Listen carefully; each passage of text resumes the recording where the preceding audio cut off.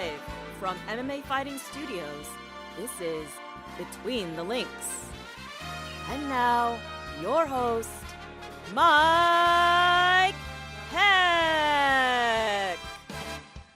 The iconic voice of Esther Lynn welcomes you to a brand new edition of Between the Links. Hope this week is treating you all splendidly. It is Cinco de Mayo.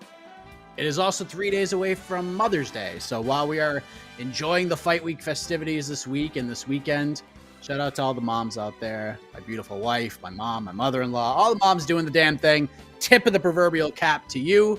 But this week, BTL is going to be crazy. There's so much to talk about, and I don't even know where to start. So let's get into it. Let's introduce the combatants, because this particular matchup has been one of the most requested matchups on the show for the last year, easy. So let us introduce a man who has appeared on the prior iteration of the program, pre-MMA fighting. Let us say hello to Sherdog's Benjamin Duffy. Ben, how are you, my man? I am doing really well. Thank you for having me. It has been a couple of years. Last time I underperformed, not my fault. I was drunk. Okay, it was my fault, but I'm just glad to have another chance. There you go. And speaking of drunk, let's introduce the winner of last week's show. I'm just kidding. He's been a busy man these days. In fact, I mean, put it on a tee, Jed. Boom. So he, along with our good friend GC, Connor Burks, they actually launched a brand new gambling podcast on MMA Fighting's podcasting network. It's called No Bets Barred. Let us say hello to the now sober Mr. No Gray Area. That Meshew. Wow, I sobered up quick. I'm like, I don't know where this. I'm being attacked by the host to start. It's because I got my own podcast. Are you now worried that I won't be here to help pick up the slack when your so-called champions refuse to even come defend their title? So you're just afraid that I'm going to go be doing my own thing? I'll never leave you, Mike. I'm always here for the fans, because some people won't defend their belt. Not saying names, but you know, some people who are currently the champion not defending their belt. Are you talking about Drake, who, I mean, this is he currently the champion? Drake is currently the champion, and he chose to cover PFL instead of defend the title against you. So to paraphrase PFL's own Kayla Harrison, you know, I'm not talking about him, but just letting him know. Just letting him know. Oh man. All right. Well, let's get after this thing. We're all sober here, by the way. We're all joking around, but let's get into this, because there's a million things to talk about. First, let's talk about the man of the hour, Tony Ferguson, who got after it himself at media day yesterday. He went full flamethrower on the UFC, on Dana White, on pretty much everybody, even comparing Dana White to a drug dealer, the UFC to a bunch of drug dealers. It was Tony Ferguson's Festivus, Jed Meshew. What did you think of it? I mean, it's weird. I've never liked Tony. I've just never been a big Tony guy. He's totally unique to the space, so that's good for him. But it's just very weird for him to be saying this when he like recently signed an extension with the company. So like, what does any of this mean if you also willingly came back up to this, you know? Like, are you just mad that they're selling you the ditch weed and you just want you don't want the stepped on stuff? Like, I don't really know what's happening here, but I'm pumped for the press conference, because that'll just be really exciting to see, because Tony, he'll keep that same energy, I'm sure, when Dana's like over his shoulder, and then it's just, he's going to get asked about it. It's going to be super awkward and hilarious. So if nothing else, it's added that bit of a bright spot to this fight week, and to a fight that otherwise I hate every facet about it, because I don't like the two men competing. More on that in a moment. But Ben, your overall thoughts on El Kukui flipping the chair around AC Slater style, saying "What's up, effers" to all the media members, and then just going all El Kukui on the microphone. I agree with Jed that he is a unique personality, but this tantrum is the least unique thing ever. So many UFC fighters finally speak up when they're in the last act of their career. But when you want to look for the ones that are actually in their prime or approaching their prime and still have most of their earning power and speak up, they're few and far between. John Jones, Francis Ngannou, obviously Conor McGregor stood up to the company a few times. But for fighters that are on the downslope, to be like, oh man, this company has treated me like shit like my whole career, but let me sign back up like a battered domestic partner. That's not unique at all. Like, and they don't even have to be title level fighters. Like, look at Jeremy Stevens acting surprised that he was cut. He's like, I thought we were cool. You weren't cool. None of you guys are cool with the UFC. You are a fungible, expendable product. Not unique. Welcome to the club, Tony. We'll go back to what this could all mean in a moment, but Ben, I want to talk about the actual fight. Nothing. I know Jed is excited about this because now listen, we have two guys who have lost a combined 5 straight fights against the division's best fighters. Ferguson hasn't fought since the Dariush loss a year ago. Chandler went through that war at Justin Gaethje. Exciting fight on paper. Very interesting matchup. What's at stake for these two guys, Ben? What is on the line here? A paycheck. That's it. Because of the fights they've lost in particular, neither of these guys is super close to the title picture, even if they win. Both guys are on the downslope athletically. So, yeah, there's a paycheck at stake and bragging rights. That's about it. Jed, Tony Ferguson hasn't won a round in almost 3 years. And it's not like he's losing. He is getting the doors blown off of him. He is getting run over by all of these guys. Michael Chandler, seconds away from winning the title. He actually had Gaethje in a little bit of trouble in the first round at 268. Chandler's exciting. He could sell a fight. I have a feeling he could be a UFC guy for a very long time, win or lose. But Ben said something interesting. Neither guy is close to a title fight. And from a meritocratic standpoint, he's not lying. But what if Tony Ferguson goes out and wins this fight, Jed? Let's just say in a weird world, here's how I think the fight could potentially go. Chandler hurts Ferguson early. Ferguson survives. He battles back, and he finishes Chandler in the third with something weird and crazy. Does he somehow get right back in the mix? Because this is not Bellator. This is the UFC. If you look at our website and our YouTube numbers, Tony Ferguson has like 400,000 YouTube views just on his media day alone. The guy's got backing from the fan base. They all love him. He may be looked at too fondly by the UFC right now, but it would be kind of hard to ignore Tony's popularity, right? Like, what is a win, especially if he does it impressively and finishes with something crazy? What does this do for him? I don't know. Honestly, like, he's not getting a title fight off it. I have no idea how popular Tony Ferguson is. Like, just straight up. Like, he might be sort of popular, I guess. But also, like, that video, in my mind, that video is just doing gangbusters because he essentially called the UFC like Marlo Stanfield. Whatever, like that's pretty great clickbait. Like, yeah, this guy sells drugs. That's gonna get the attention of people. I don't know if it's just because people are into the whole Tony being Tony thing. I don't feel like that's the case, but I'm sure I could be wrong. So I don't think a win doesn't get him a title fight. I think the other's way more true. Michael Chandler's much closer to a title fight outside of the fact that he hasn't lost to both men who are competing this weekend for the title. He's only lost to one of them. Actually, no, I guess that's untrue. That is incorrect. They both have lost to both the dudes, haven't they? Shit. Well, look at that. MMA, wonderful world. My bad.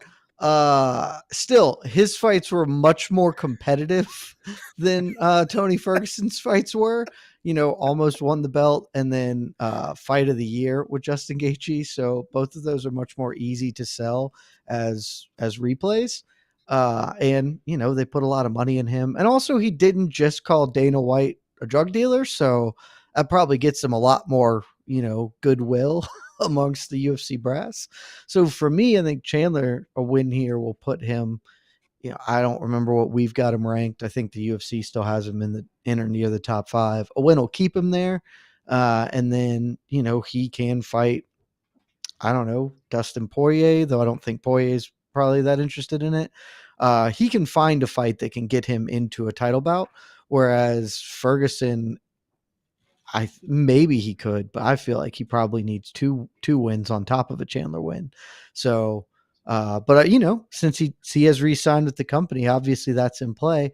And just for the sake of saying it, you're right. Tony Ferguson hasn't won a round in 3 years, and that doesn't bode well for him. But he's also fought a lot of people who don't suck. and he's about to fight somebody who sucks. So he might win rounds in this fight. So that's always helpful. You know, you want to get your career back on track, fight somebody who sucks, and I will go to my grave believing Michael Chandler sucks. Wow, Ben, your reaction to this Michael Chandler bashing here? Are you with Jed here, or can you sell Michael Chandler to him? I don't know if I can sell Michael Chandler to this man. I don't think he's always sucked. I mean, the guy is a spectacular athlete. He's still a plus athlete. He outstanding wrestler. He hits like a truck. I mean, there are ways he sucks, I'm sure, but yeah, in the cage, he's not a bad dude, and he's really still only losing to the best of the best. I mean, I guess he sucks as like maybe a Black History Month icon. That wasn't a great way to push him forward, but he is among the worst of those. So that's fair. But no, he just sucks. He just sucks. I can't explain it. I just know that he sucks, and everyone will hopefully find it out soon because he'll go on an 8-fight losing streak. But you know, I can't argue with the ineffable suckiness of Michael Chandler. You know, it's just there. It's just there. He got knocked out by a bantamweight. Pitbull is a featherweight that's actually a bantamweight, and he got obliterated by Michael Chandler. Like Michael Chandler obliterated him. So he sucks, and I'm going to believe that forever. And no one can change my mind. Mike, quit trying to change me. There are people I don't like in this sport for no reason other than I don't like them. And Michael Chandler and Brian Ortega and Stipe Miocic, they all suck, and I'm going to believe that forever, and you can't take it away from me. That is one hell of a mixed bag right there. No, that bag is all it's uniform. That is a monochromatic bag of suck.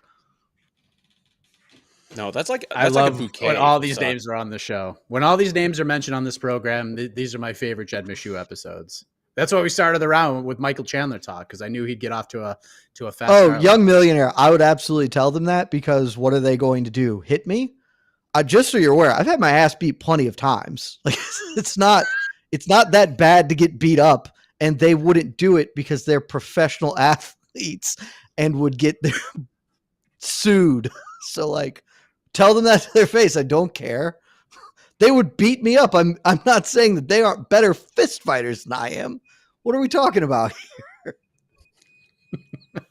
We are off to a rambunctious start here on this Thursday. Of course, we can talk about title implications all we want, but the championship of that division is on the line in the main event, the second of 2 title fights. I feel like it's time to move on to the 2 title fights. We will discuss those next, but the point for round 1 goes to...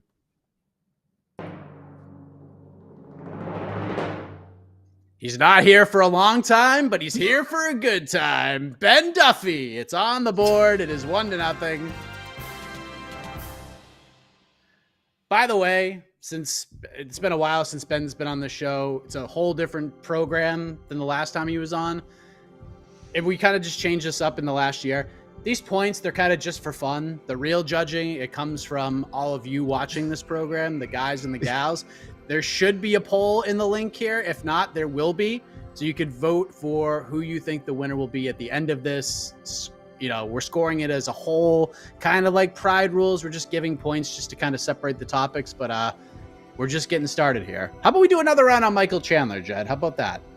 Okay. No, we're not going to do that. Let's talk Charles Oliveira versus Justin Gaethje, though, because the lightweight championship is on the line. Main event. I love this fight. It's really interesting.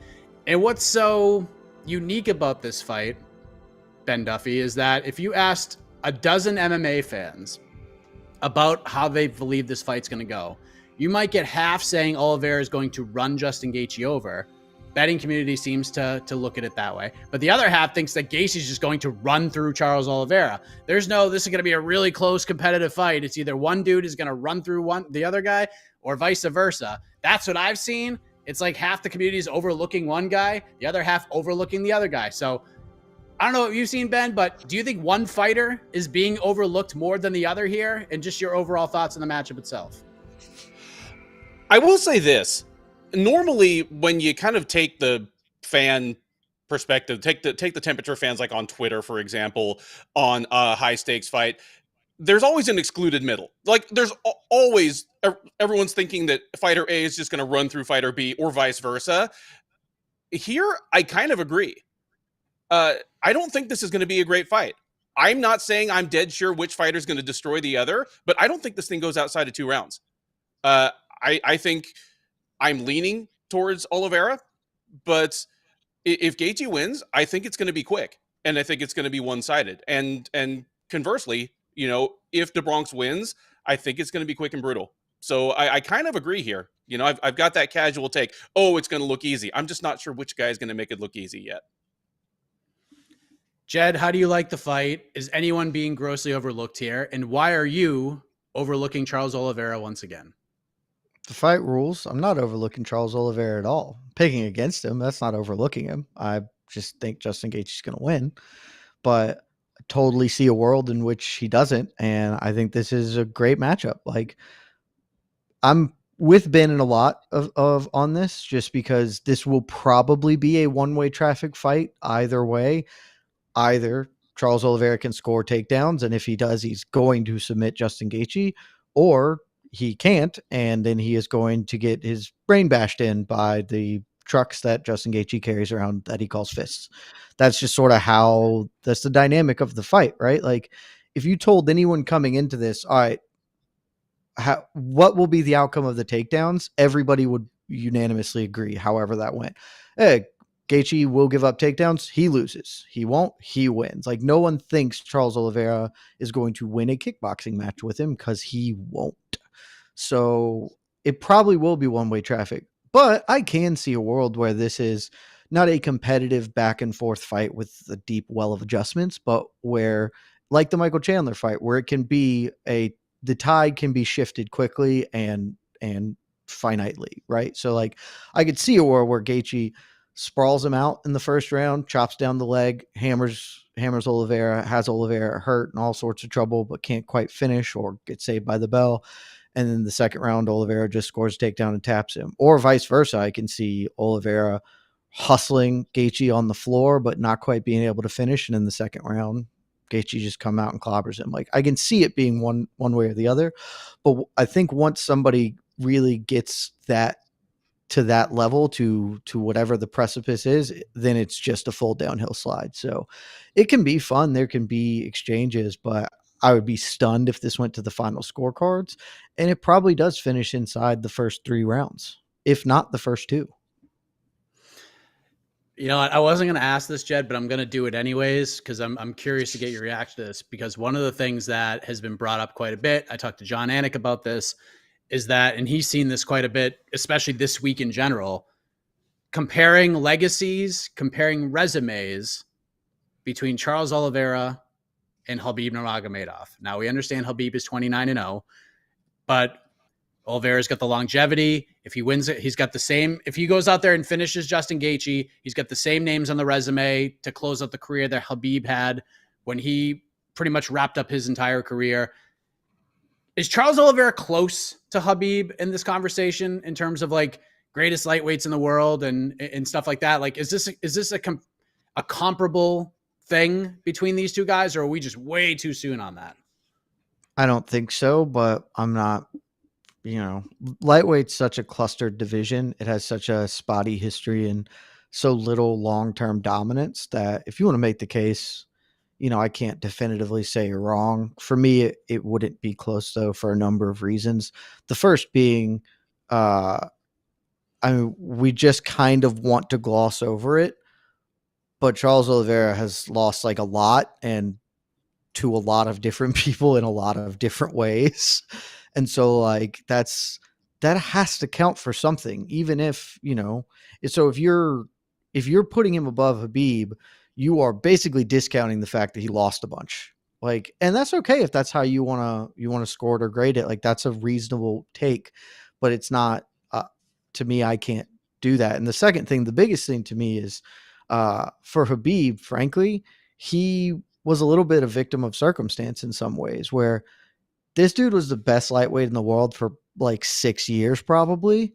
And he only got the belt at the very end because Conor McGregor existed and the UFC entirely bent their business model to his will and really screwed it up. But basically, from the moment RDA won the belt, after having gotten run over by Khabib, it was very evident, oh, he's the best fighter in the world. Yeah, that dude that he would have beat the crap out of Anthony Pettis. And there at the time, like that was a fight that could have happened, but injury sort of set it back. So he's the best fighter in the world for, I don't know, 6-7 years in the deepest, best division in the world and undefeated for his entire career. And all of that amounts to more than a really great run. Not here to take anything away from Charles Oliveira's run, but a really great run. And I will take, just to end, because I'm already just lighting the people on fire. I want everyone to hate me this week. So I decided I am going to take something away from Oliveira.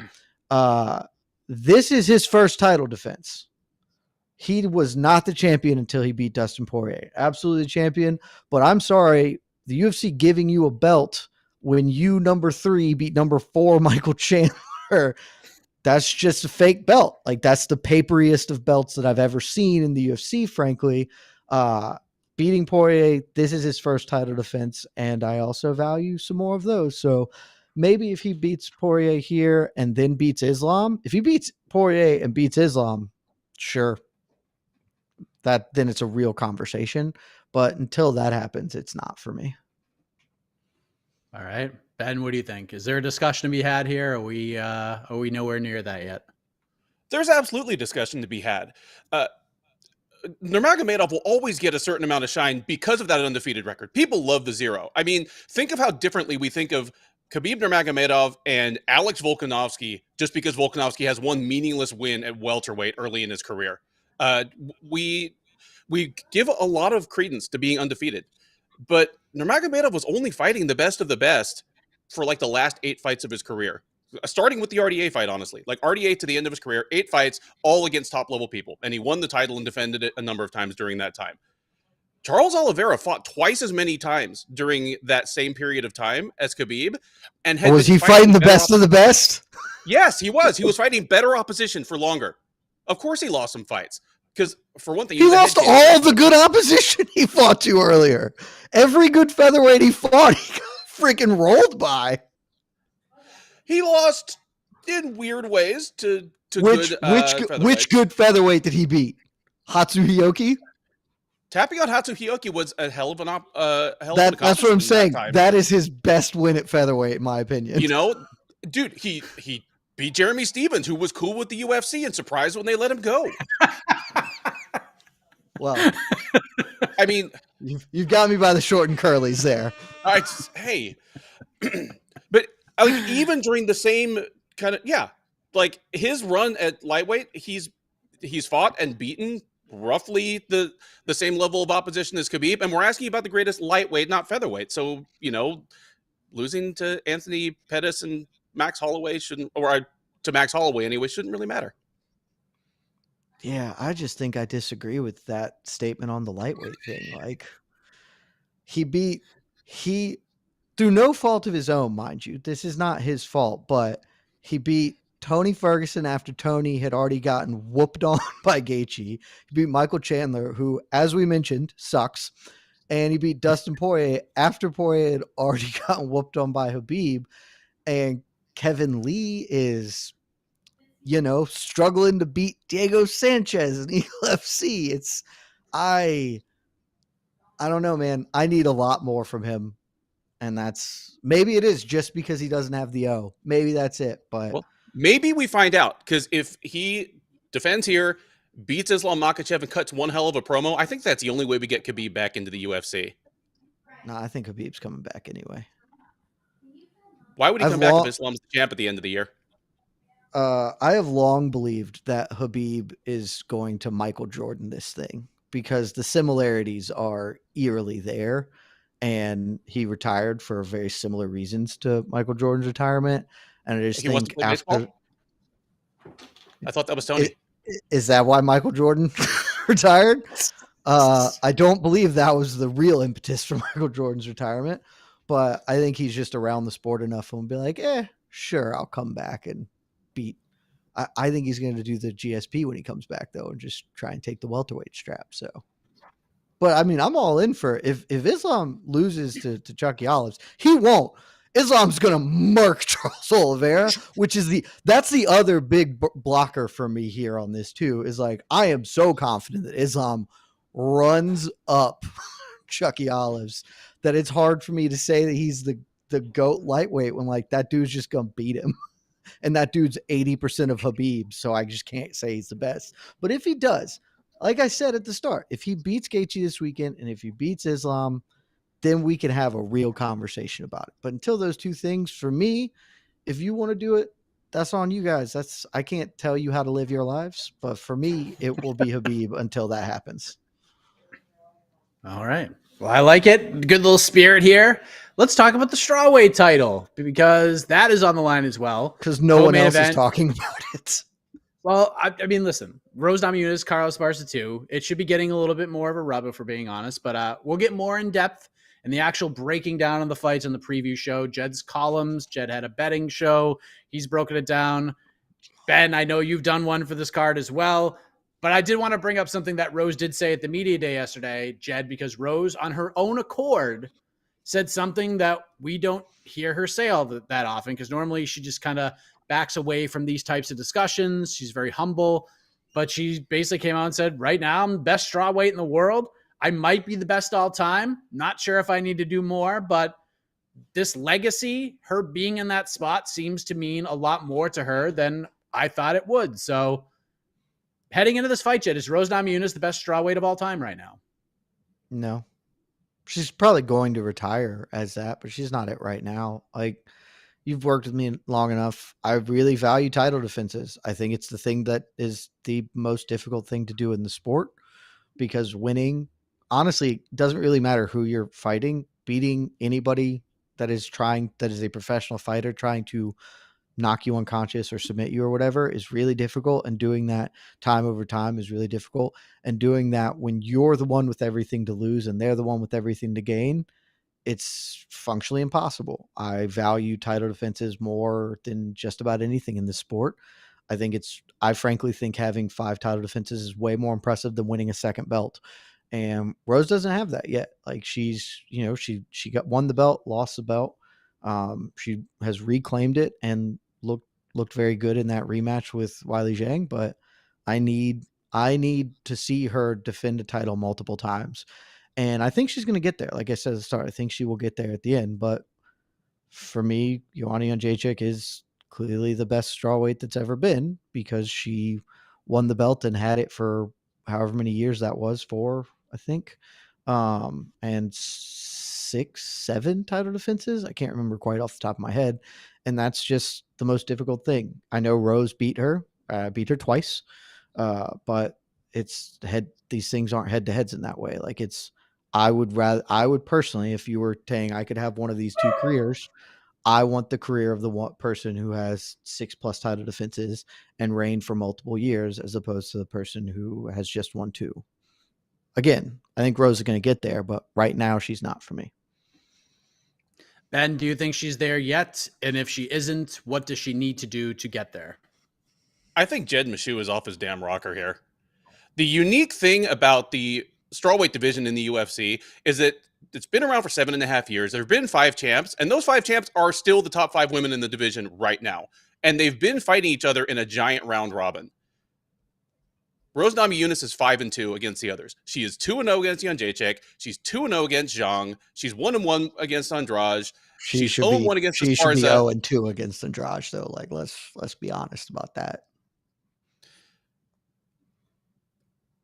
There's a discussion to be had. She's 0-1 against Esparza, and they're about to rematch. I like title reigns, but ultimately, head-to-head results trump everything. If we don't count those, like, the rest of this is just speculation. And yeah, in this giant round robin that's going on, like, she is clearly the one that's ahead of everyone else. And of everybody in that group, she's the one that might actually not even be in her prime yet. I think Rose Namajunas is already like the greatest strawweight of all time. And I think if you asked Jędrzejczyk what she'd rather have, 5 straight title defenses or to have like actually beaten Namajunas even once, I think she'd probably take beating Namajunas and not being 0-2 against her. Now who the hell is off their rocker? Hey, dude, if we gave you that second fight, if that second fight, we were like, we'll just give you the judges' scorecards and you can have that, but we're going to take away all of your title defenses, and you think on a champion would take that? You're the man who's clearly off their rocker. Like that's categorically insane. And look, if you want to, like I said, if you want to have Rose as your GOAT, that's fine. There are plenty of arguments for it, but I don't know. I think it's weird to have a GOAT who's defended a belt literally one time successfully. That's a very strange thing for me when you have someone who's defended it multiple times. And as much as you tried to sort of breeze past they're still the 5, that is really more a testament to this division and sort of where it stands in the primes of their career. Because yes, Rose is only 29, whereas Joanna's 34 and probably outside the prime, and frankly was probably outside the prime of her career when they fought the first time. And that all takes into account for me. Again, I think Rose is going to have that title at the end of it because I think she's going to have a good run right now. But it's just like in tennis, I have no idea if you're a tennis guy, Ben, but like it's the Federer Nadal versus Djokovic. Like Djokovic is probably going to go down as the greatest tennis player of all time because he was really good, but is also like 10 years younger than the other 2 GOATs who were playing at the same time as him. So he just had more time to run that from him. And maybe that's just and fair, but it's not totally how I can view things right now. Do you think Joanna beats Rose on clay? Ooh, maybe, that clay is a much trickier surface for Rose to kind of keep that range with. So I could see things happening here. Also, we're doing a lot of talk and as if she's going to run through Carla Esparza, and I'm picking her to beat Carla Esparza, but there's a very real world where Carla Esparza makes everyone who thinks Rose is the GOAT look like a huge asshole on Saturday night. Like that's a very plausible existence. It's plausible, but I only had a GOAT. I didn't have a rock, paper, and scissors to hold up to the camera, so I didn't even want to talk about that possibility. See, but we've got like 5 of them too, because again, Andrade beat Rose twice, in my opinion, and Joanna just stomped all over Andrade. So but then you've also got Carla and you've got Weili Zhang. It's a very, I don't know what like a 5-headed rock, paper, scissors is. It's like a merry-go-round. And Rose is like one of the better up the courses that's better upkept, it's not like the old falling down one that you're trying to knock it on, but I don't know if she's the best horse right now. Fair enough. Last thing, this has been quite the round.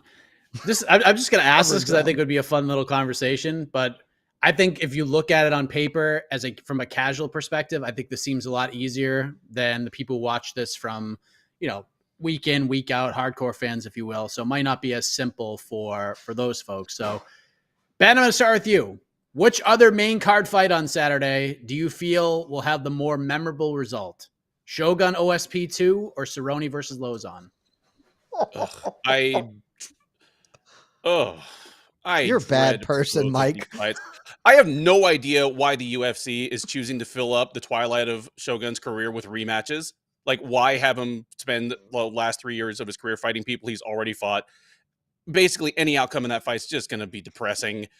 Cerrone versus Lozon, this is a fight that is literally 8 years past its best buy date. It's probably going to be a memorable, tapping out of Shogun by OSP with, some weird, Americana or shoulder choke, and memorable for bad reasons. So, yuck. Now I'm sad. Jed, can you brighten us up a little bit? If OSP taps Shogun, I am going to go lay down in traffic. That's going to be so disappointing.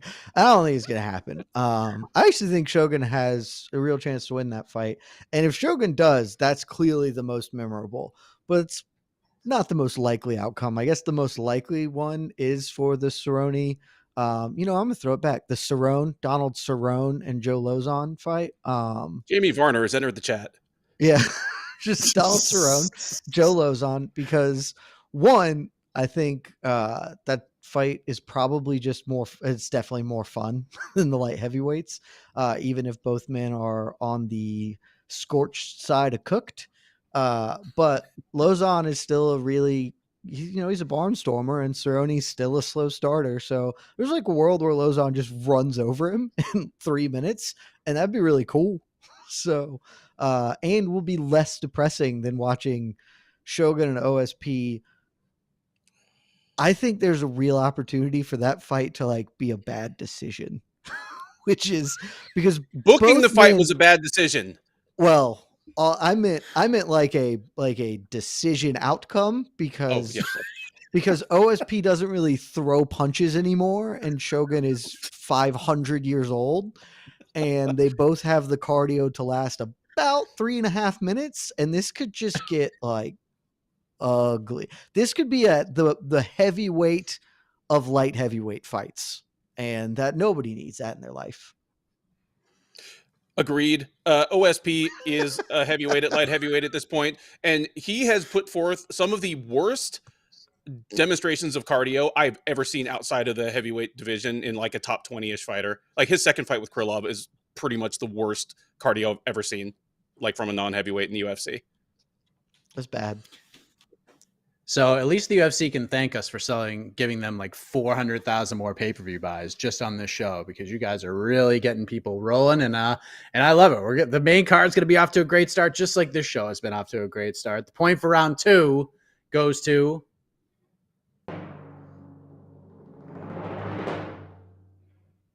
Jed Meshew. Yay! It's 1-1. You already heard the speech before, Ben. But anyways, people want to see Jed back in the suit and tie. So I'm just throwing that out there, Jed. If you want to be a champion, you got to dress like a champion. You got to take that Charles Oliveira championship aura with you into the BTL virtual arena. I'm past belts and titles. I'm no longer, I'm the Conor McGregor here. I don't concern myself with titles. I'm just, just doing whatever. Or I guess maybe Chris Cyborg's more notable for having recently been like, I don't really care. I just kind of want to do whatever. It's an interesting comparison there, but I do. Let's get into this. I wasn't going to bring this up. I have like a million things we could talk about, but I'm just going to do this because I got so many questions about it and so many people asking about it. So let's just get after it. We got 2 guys just on a roll right now. So let's do it, because this whole screenshot thing has made my week personally absolutely insane. The interview between Dana White and the Pivot. And it wasn't because of the actual cream puff conversation that was had between the Pivot folk and Dana White. It's because of the screenshots that appeared on social media from inside the hallowed UFC war room when Dana entered the offices. We confirmed pretty much every fight that we saw in the UFC 276 side of that board. Adesanya Candelaire, like I mentioned a couple of weeks ago on Heck of a Morning, very close to being done. Wouldn't be shocked if they announced that on the broadcast on Saturday. But very likely. There was one fight on the board that got everybody talking. Nate Diaz versus Khamzat Chimaev, Jed Meshew. What was your first reaction to seeing those 2 names on the board next to one another? I tweeted my first reaction, and I think it's like the most successful tweet I've ever had. My reaction is the same that it's been for, I don't know, 6 months, a year, however long it is that's been like a fight being thrown out. Nate wants to leave the UFC, and the UFC doesn't want to let him leave. And because the UFC has draconian dog shit contracts, they have the ability to not let him leave by basically offering him fantasy fights that he will never accept and just relocking him in for another 6-month turn until he finally agrees to fight Dustin Poirier for no money, or they get the Conor rematch that they are very clearly, in my opinion, just trying to get the 3rd Conor fight. So that happens under the UFC umbrella and not outside of that in like 2 years. And so if they are offering him Chimaev, I think Nate should take it. I think the shortest possible outcome, for the best possible outcome for Nate, is to get out from the UFC contract. He can make substantial amounts of money boxing Jake Paul and probably Logan Paul. Hell, who cares? And doing all sorts of other things with people who will be more willing to cater to his eccentricities. And it's not like he wants to fight like 8 times a year or anything. Like he wants to kind of fight occasionally, get a big paycheck, move on. And so he needs to go do that and make that happen the fastest way possible, because at some point the Jake Paul train will go away. Like at some point Jake Paul is going to lose, and Nate Diaz needs to fight him before that happens, preferably to really maximize that money. So accept the Chimaev fight. I think you can just straight up accept it, fight the fight, move on. No one's going to care the outcome of it. But as I've said on this very program, The funniest outcome is for him to accept that fight, do everything he's going to do, walk into the cage. As soon as the bell sounds, corner throws in the towel. Oh, I lost, completed my contract, light up a joint and roll on out of that thing. Like, I think everybody, I argued for AJ McKee to do the same damn thing. And look how that turned out. If AJ had done that, that would have been a much better outcome than losing that Garbo performance fight to Pitbull. If he had just been like, oh, I want to get out of here, tap, tap, tap, I'm done. Way better outcome. Nate should do the same.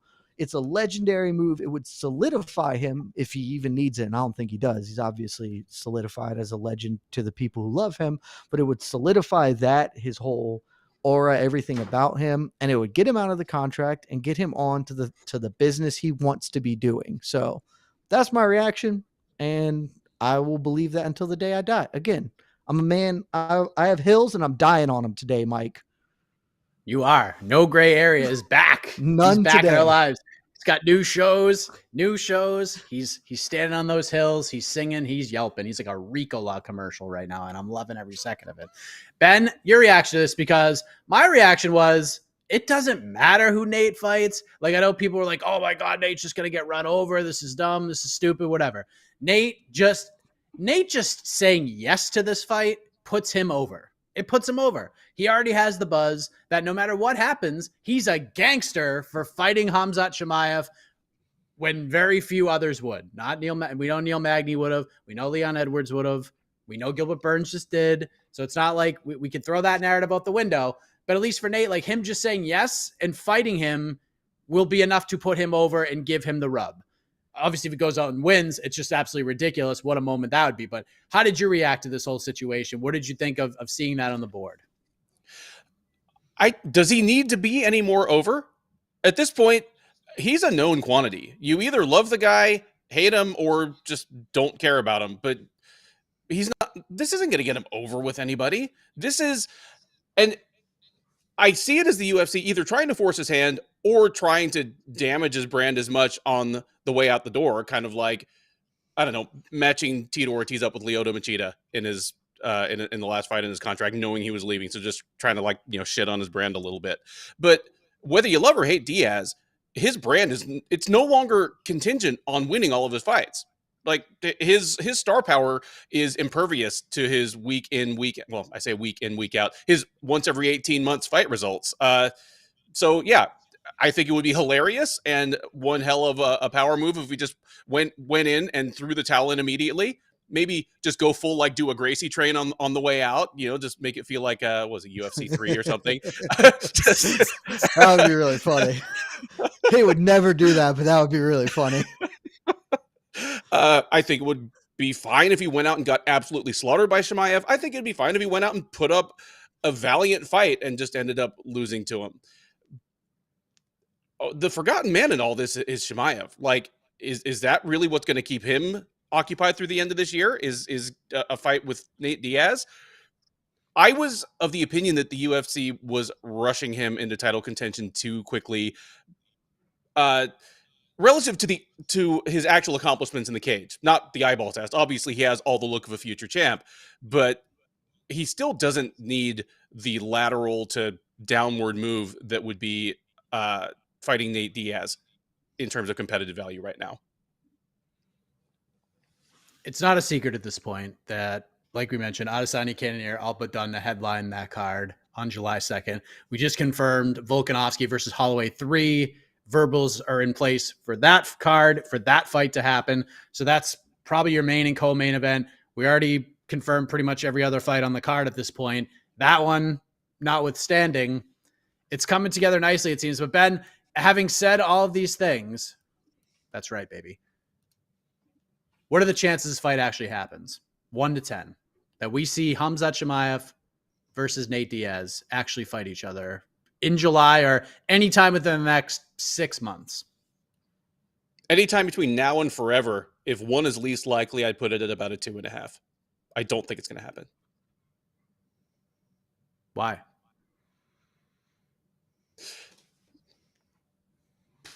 If I had to guess, the UFC starts just furiously like leaking that they've offered it to Diaz and he denies it, and we just get the kind of usual UFC tries to strong arm a fighter into taking a fight with, like leaked, from sources, contract offers. Or leaked on. If you But it's don't on wanna Diaz fight- not taking it. Photos.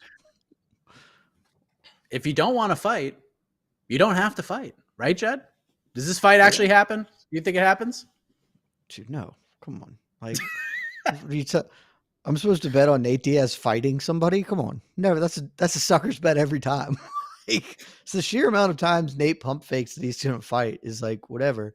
And sure, many of those I'm sure he wanted to or something happened, but if you just always bet against Nate Diaz fighting, you're gonna come out ahead more often than not. So, and in this particular instance, I think he just really doesn't have any interest in fighting Khamzat Chimaev for whatever reason. And so I think he's going to try and hold his ground for Poirier, even though the fight's never going to happen.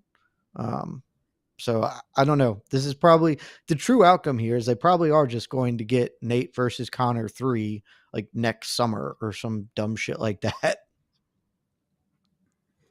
Well, we'll see what happens. That one, like I said, it threw a lot of people for a little bit of a loop. But let us move on because we still have many more topics to hit, and we're just gonna mesh everything into one fun round.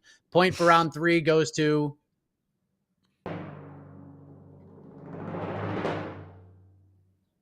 Meshew, 2-1. Again, by the way, this is all pomp and circumstance. These points are just for fun. They're transitionary periods. And if we're being honest, when I put the podcast together, I know when to actually put in the commercial breaks. That's why we do this. Again, That's an important. you guys, that's an important thing, right, Jed? I learned that that's important. That's right. So you guys decide who wins, okay? You guys decide who wins. You vote in the poll. All right. The potpourri round. Okay, we're just gonna potpourri this thing. We're gonna get a whole mix of different topics. Don't More worry like about it. I think poopery. we're gonna get there. All right, let's start here. Meshew, you go first. Chito Vera just had himself quite a performance against Rob Font. 5-round beating, gets it done. You scored it. You scored it 49-43. God bless your Sure soul. did. Maybe that's another hill you're gonna die on, but we're not here to talk about that. We're not here to talk about the past. We're here to talk about the future. You have the magic pencil for the UFC's Bantamweight division. Chito Vera versus Blank is next. Oh man, that is really tough. I hate his Jose Aldo call out. I think that's very dumb and stupid and was a bad call out for a number of reasons. And that's not what I would book, partly because I think I would book Aldo in the title fight.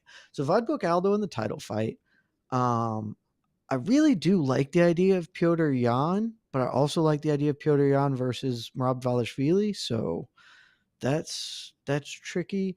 But at the end of the day, I actually just don't really care about Merab. I think he's very good, but whatever. So give me Piotr Jan, because that fight, Piotr Jan and Chito, that fight's a banger.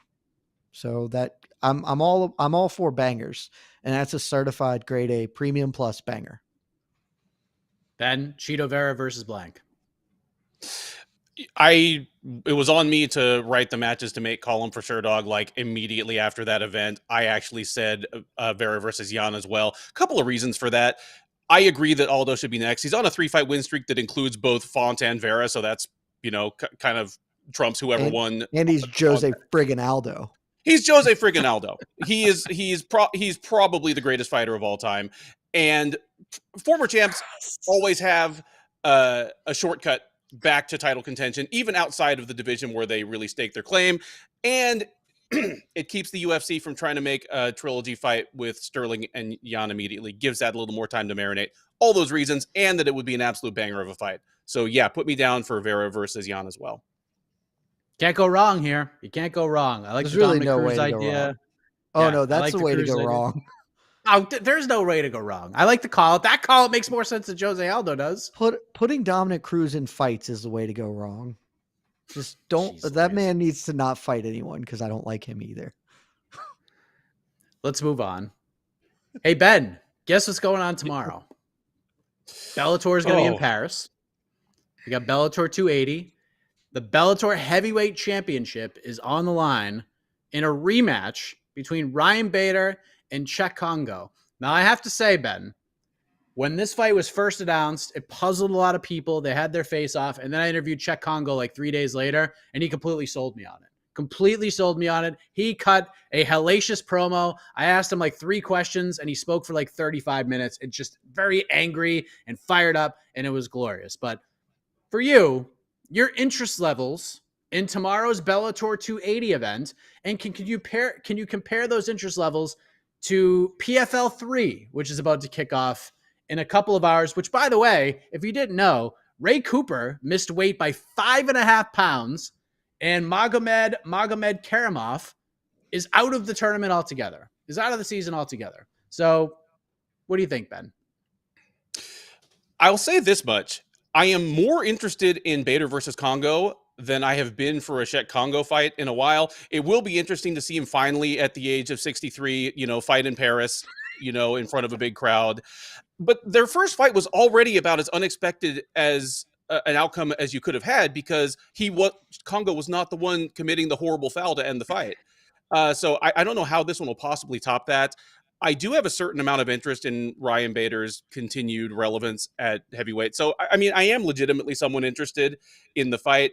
I would say I'm more interested in this than anything going on over in PFL. Just the welterweight division, which is PFL's best division, is in a shambles now. Kayla Harrison is going to make a Russian Sambist into guacamole. Like, what's there to tune in for? All right.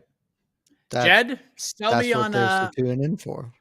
You don't want to see you don't want to see a Russian Sambist be turned into guacamole? That seems captivating, frankly. Well, then PFL has got some stuff for you. And several seasons worth. Ben, you're also forgetting the most important factor here. Not only can you watch Kayla Harrison do unspeakable things to another professional fist fighter, you get all the stats in the world to back up what your eyes are telling you, that Kayla Harrison is in fact winning that fight, because the smart cage is going to tell you everything you need to know about the speed of her ground punches, her control time, everything. So PFL. I'm sorry. Any cage that contains a Kayla Harrison versus Larissa Pacheco fight 5 times is not smart. It is a dumb cage, and dumb things happen in it. It's a very smart cage. It's the smartest of all the mixed martial arts fighting surfaces. It is a developmentally challenged cage. It's a struggle cage. It has numbers, Ben. You can't. I'm sorry. Are you not? You don't believe in math? We got a guy who doesn't believe in math here. Come on, this is nonsense. I don't. I don't. I don't believe. All right, Jed. I mean, for those who missed it a couple weeks ago, Jed is now part of the PFL drafting committee, so he's basically on the roster. Damage bar coming soon to a PFL smart cage near you. So I just need you to wait for the PFL next month when it's in Atlanta, and I can corner every person that works there and make them do the damage bar. So excited. Sell me on Bellator 280, Jed, from a fan's perspective. Why? This card is garbo. I don't know. Ryan Bader and Cheick Kongo is a fist fight. If you like fist fights, you should tune in. Maybe that's a bad way to phrase it. If you like what will probably be a lot of holding each other against the fence for long, protracted periods, and occasionally a big right hand, and probably some knees to the groin, then that's a great fight for you. Let's dial that one up. The co-main event is, look, I'm well known as probably the single biggest Yoel Romero backer in the world. I've said it many times. He obviously beat Robert Whittaker in their second fight. I believe till my dying day, even though this one I recognize I'm wrong on, that he beat Israel Adesanya in their title fight. Love me some Yoel Romero. He's 45 years old, and he is getting progressively less violent, because that's what happens when father time comes for you. And so he throws about 4 punches in a round, and this fight is probably going to be bad. But I'll always tune in for Yoel Romero. Like, as bad as it was better when this was Yoel Romero, Melvin Manhoef. Even though that fight is like actually morally reprehensible to book, that is a more entertaining fight than what we're probably going to get from Bellator on Friday. I don't know who a lot of the other people on this are. Lorenz Larkin, pretty good fighter. Soren Bach is Bach, so that's exciting. Yeah, if you're wikiing Glad this I haven't had card, breakfast yet. Whew. there are a lot of people who do not have Wikipedia pages.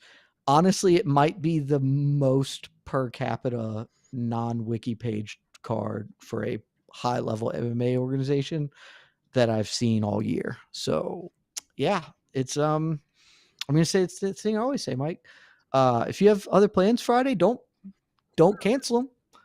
Go enjoy your family. That the new Doctor Strange movie's coming out. I hear it's okay. Go watch that and tune into MMAfighting.com, the best website in the world. And we will keep you up to date on all of the groin shots that Czech Congo lands in the main event. That will be me, right? I get to do it solo. I'm very excited You about lucky, this. So lucky man. I'm very, How very did you excited get such a good partake. job? I mean, I don't know. I'm a lucky man. Last thing, this is the last one we're going to talk about, and then we'll move on to the knockout round. Ben, buy or sell this targeted matchup for July 9th. Cody Garbrandt versus Ronnie Yahya. I love that. That is a two true outcomes fight. Either Ronnie Yahya is going to get absolutely potatoed by still one of the hardest hitters pound for pound in the UFC, or Cody Garbrandt is going to look like a goat being swallowed by a python as Ronnie Yahya just takes him down, takes his back, and chokes him out. I love it. Old school matchup of specialists, clash of styles, surprisingly high amounts of divisional relevance. I love it. Make it happen. Jed, Garbrandt, Yahya, July 9th.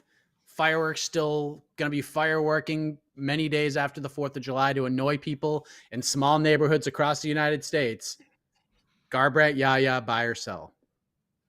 I buy, I guess. I don't know, like, who am I to be buying or selling this is a fight I will tune in for, if only because there's an outside possibility that Ronnie Yahya, of all people, can like clip and hurt Cody Garbrandt, which would be maybe the funniest single outcome in the last 4 years of MMA. If Ronnie Yahya just like cracks him one, that would be hysterical. But this is probably, this fight is set up to be as soft of a softball as you can give Cody Garbrandt without bringing in somebody from the outside. Like, hey, this guy is going to have to take you down and doesn't hit very hard. So just do your thing, Cody.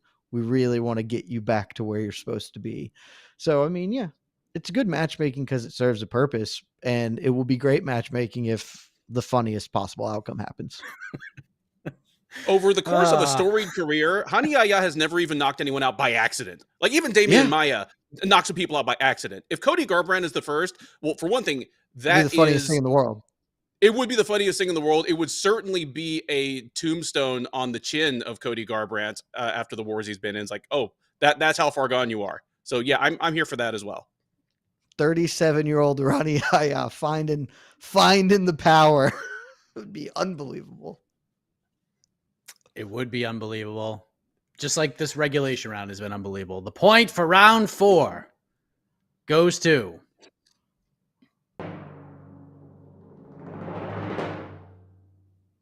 Ben Duffy. It's 2-2. Shocker. I think Mike determines these things in advance. He does. Ben, I just went and looked because I believed you, but I sort of didn't. In 28 professional wins, he has 0 TKOs. That is unbelievably funny. He's the nicest man in the sport. He's never even accidentally hurt somebody. It's just the best. He just gives them a nice nap. It's just a backpack of a person. Yep. Oh, man. Scott McCrate, big fan of this particular episode. So let's get into this thing. Let's go to the knockout round. One question will decide it all. And I didn't know what that question was going to be. And then all of a sudden I looked on our Slack channel. We have this big thread going on. and we saw a man who wasn't supposed to work today chime in, and it made my decision for me. So, Jed, you were last week's winner. I wish I was paying attention in our Slack. Damn. That's okay. You were last week's winner. Do you want to go first, or do you want to pass this on over to Ben? I'll pass. Sure. Why not? All right, Ben, you get to go first. So you have 1 minute you're both going to get the same question here. We're not going to have any let's make a deal doors or anything. And you're not going to be Ben Duffy here. You're going to be Dana White. Dana White. All right, you're going to set us up for this press conference. You're going to give a little teaser of this press conference. So you are Dana White. Tony Ferguson is sitting not far from you. And a journalist says to you, "Hey, Dana, Tony Ferguson had a lot of interesting things to say about you and the promotion that you are the president of. Care to respond to El Kukui Tony Ferguson?" So as Dana White, go ahead, give your response. 1 minute on the clock. Your time starts now. Tony's crazy, and he says a lot of crazy things. I've known Tony for a long time. He's got his heart on his sleeve. He says some things that I'm sure he means them in the moment, but we'll have a talk after this. We'll have lunch and we'll get it all hashed out. Really, I just don't think Nate Diaz wants to fight. I can't make you fight. You don't want to fight, don't take the fight. Boxers are fucking overpaid.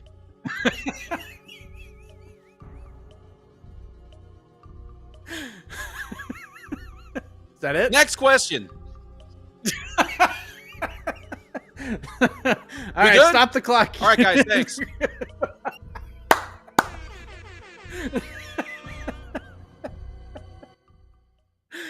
Oh, that was amazing. Normally, I'm not a big fan of having 20 extra seconds left on the clock, but that was really well done. That was the greatest hits. He got up, walk away. It was amazing. You turned me a little red. I was laughing off screen. I was turning into I looked like a tomato. I turned you into for a Dana. second. Yeah, you turned me into Dana. Oh man. All right, Jed, you got a big hill to climb, my man. You've been climbing them all day and singing from them.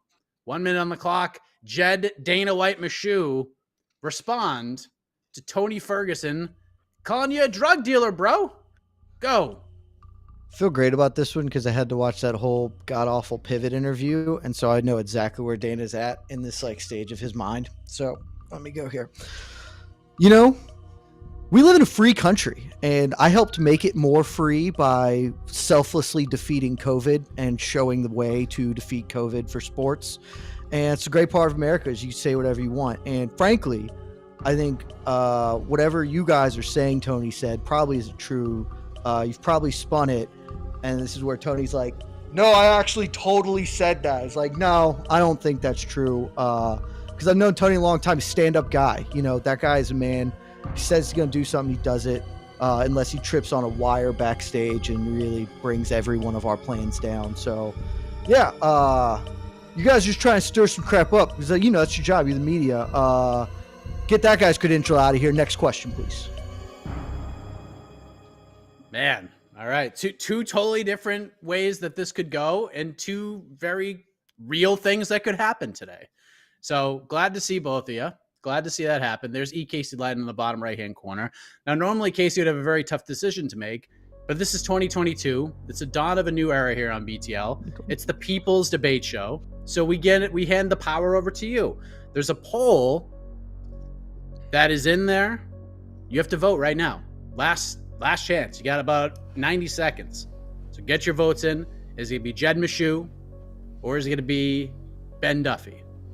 We'll see who gets it done right before UFC 274. Thank you for all of you who have watched this entire show. By the way, if you want to go back and check out UFC 274 programming, Jed's new show with GC, No Bets Barred. Go check that out. By the way, in the intro theme for that, No Bets Barred. But we'll figure it out. No Bets Barred. No Bets Barred. Find it on the MMA Fighting Podcasting Network. And the intro music to that show is absolute. It's fire. It slaps. Flames. It slaps. It's unbelievable. We will have a preview show tomorrow, I believe at 3 p.m. Eastern. We have the weigh-in show tomorrow, which is why AK has the day off because he's got to get ready. He's got to get those chops ready to go to host the weigh-in show, which will be live right here on the MMA Fighting YouTube channel. We got Bellator coverage. And then Saturday, we'll have the People's Pre-Fight Show right before UFC 274. I believe the prelims are going to start at 5:30 Eastern. So I think we're going to roll maybe like 4:45. I don't know. TBD. And then we'll have all your post-fight coverage after that. And then AK and I will be live the next morning for On to the Next One right here on YouTube. So live Otno? Love a live live Otno.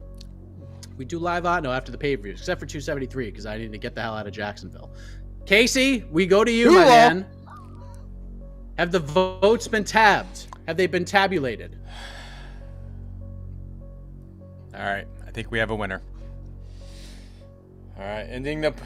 get your votes in now, everyone. All right. Your winner... Oh, boy, this is... I always got to turn that music off. I always forget. Closing the poll. Is it officially closed? Poll is closed. Your winner with 53% of the votes is...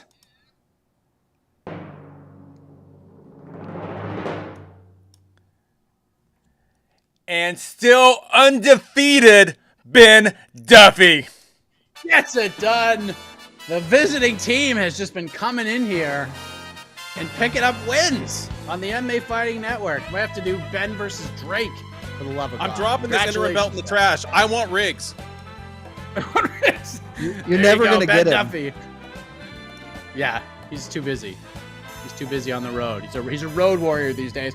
Ben, nicely done. I'm glad we were able to make this happen. I think people are delighted. They wanted this matchup, and I don't think they were disappointed at all. So you now have 30 seconds to talk about whatever it is you want to talk about. Good, bad, indifferent, MMA related, whatever you want to say. The floor is yours. It's a free country, Ben. Let's go. It's a free country. Thanks to Dana White. Thanks to all of you who watched. Hey, Jed, I'm going to be in Atlanta in a couple weeks. Let's get a beer. And I'm not going to waste any more of your time. I'm all done. There you go. Jed, how do you feel about the decision? Are you coming to the PFL in Atlanta, or are you just coming to Atlanta? Do I have to go to the PFL? Is that a requisite for me to step foot in the city? You super don't. I just didn't know. But yeah, that's definitely going to be it. No. I'm going there for fun, man. Not for PFL. You know, fairly fun city. So yeah, let's get a beer. Yeah. I love Atlanta. What a moment. What a moment. Welcome to Atlanta. Beautiful way to end the show. All right, I got to get ready. I got to drive to Hilton Head and go play 2 softball games in 95-degree weather. So I'm going to be like 40 pounds lighter tomorrow when you see me on the weigh-in show. But we are out of here, everybody. For Casey on the ones and twos, for Jed, for Ben, I am Mike Heck.